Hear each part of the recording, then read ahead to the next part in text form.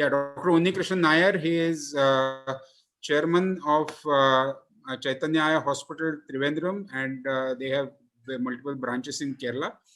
He will be talking about complications that he faced in retinal surgeries, where there was a hemorrhage, unexpected hemorrhage, and how we managed it.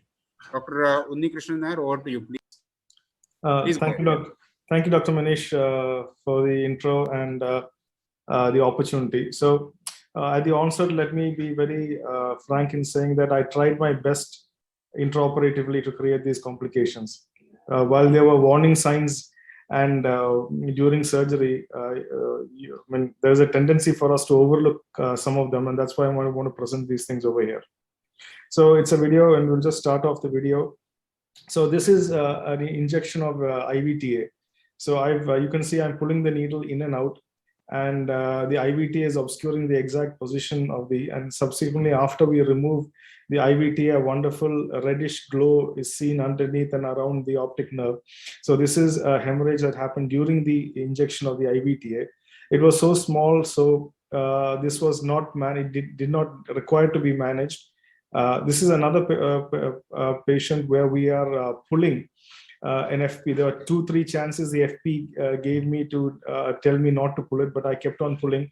And suddenly at one pull, you can see something happening. Okay, there is subretinal blood happening underneath the FP. That is, it's like a diversion of blood.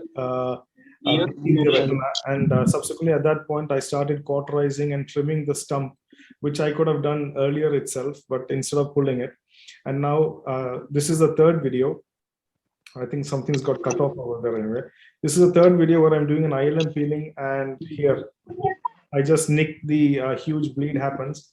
This happens because two things: the peeling of the ILM went out of the field of view of the visualization of the light pipe, and the curvature of the globe, the instrument went very close to the retina and nicked it. So here we just done a bit of cautery. There's a danger of a major arcade being over there. We've done a bit of cautery to limit the bleeding over there. And subsequent to that, we stabilize and we're just doing a laser around that area. So this was a relatively, even though it was a large tear of the retina and a hemorrhage, we got off quite easily with that. So subsequent to the laser, we just proceeded with a routine fluid gas exchange and probably filled oil after that. Yeah. And it all ended well over there because we could do hemostasis. So the next two parts of this of the video will be about how we manage some disc bleeds with a few simple techniques.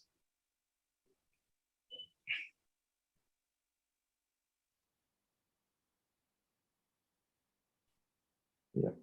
So this is one way. Just so there's a persistent disc, and we put IVTA onto the disc to stop a disc bleed, and under FG. So IVTA, being a particulate substance, causes a particulate coagulation. This is another patient in which, as you can see, I'm pulling off a membrane.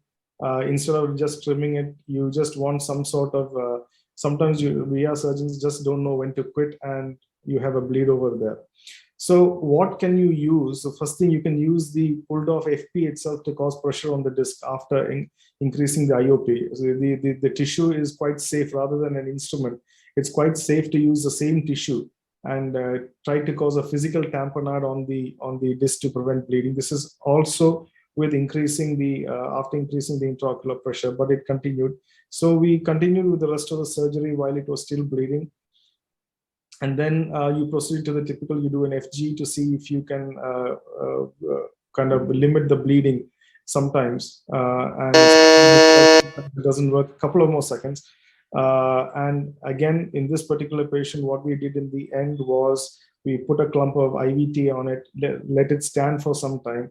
And because of the particulate matter of the IVTA, it stops the bleeding. And when you take off the IVTA, as you see in this patient, the bleeding has clotted and it has stopped. So these are some very simple ways of managing a disc bleed, along with some of the complications.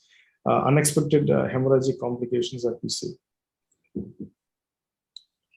So I think that's Dr. Unni, thank you for that video. I think it's very courageous of you and Dr. Abhishek to show your complications and how to manage it. I'm sure you are very polite in saying that you have done all of these cases when there are others who will be operating and you will be managing the complications. Nevertheless, can I request Dr. Chetan Rao to give his comment about management of intraoperative hemorrhage in our retinal surgeries? I think Unni has already answered his questions. He himself said that he had warning signs and he probably wouldn't have done it. I mean, for the video, of course, he's shown this. Must have happened just about by chance. But yeah, usually it's always better to avoid certain procedures than to try to manage a complication, because complications lead to another complication and it just prolongs and the surgeon anxiety takes over. So what he managed at IVTA was a very nice, quite a nice process. I mean, you just put an IVTA, it's a particular matter, as it's a naked bleeder on the disc. You just cannot put a tissue there and close it. So best is to put an IVTA. Sometimes people also put viscoelastic and maybe allow it to just mesh with that bleed, or just increase the IOP till you see maybe the blood stopping, and then wait for it, and it just gets clotted. You don't really have to dislodge the clot. See, once it clots, and if you start again trying to remove the blood, again it will start bleeding. So just leave the clot there. It will just lies over a period of time. At the end of the surgery, that's what Unni said was very correct. We don't know when to stop. So I think that is the only thing that we realize over a period of time. Sometimes leaving a clot on the disc and not trying to dislodge is good.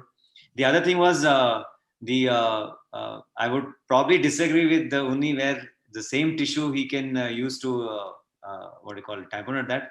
Even with our cutter, the cutter, if you just keep it gently over that, it just helps. Not only in the disc, on the other area where you have just cut a tissue like the prolif. If you keep it, sometimes it just tamponades it well enough. And